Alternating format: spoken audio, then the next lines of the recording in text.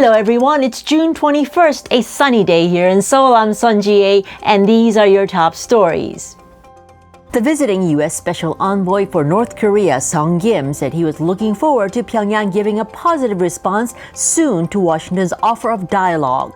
Kim's comments come as North Korean negotiators of South Korea, the U.S., and Japan launched a flurry of talks in Seoul this week aimed at bringing Pyongyang back to the negotiating table. Kim held bilateral discussions with Seoul's top nuclear envoy, then joined a trilateral session along with the visiting Japanese North Korean negotiator. We continue to hope that the DPRK will respond positively to our outreach and our offer to meet anywhere, anytime, without preconditions. Seoul and Tokyo also held separate talks to coordinate their positions on North Korea.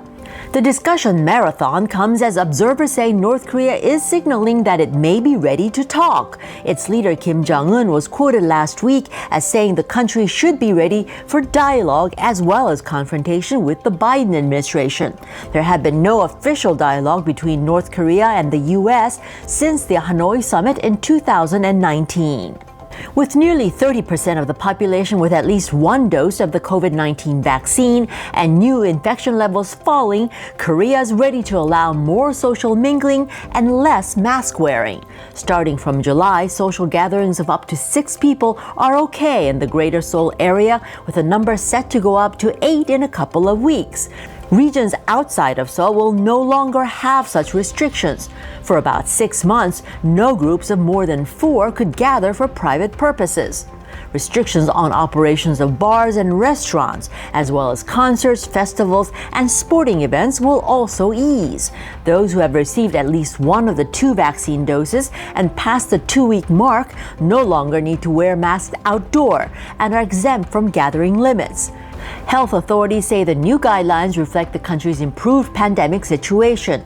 Daily new cases have dropped below the 500 mark, and the country is well on its way to vaccinating 70% of the population by November. But analysts continue to voice worry about complacency and dangers from the new COVID-19 variants. Nearly 8 out of 10 Koreans increased online shopping during the coronavirus pandemic. A local survey of 1,000 consumers showed that while online, more than 70% bought more food and beverages, followed by clothing.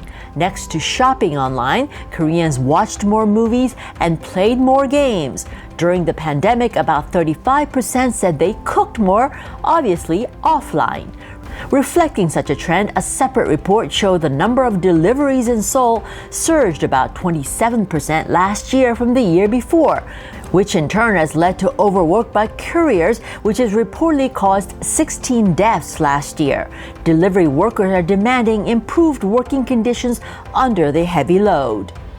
And those were your top stories. Stay safe, everyone, and remember to subscribe to Korea Now. Sun Ji-ae out.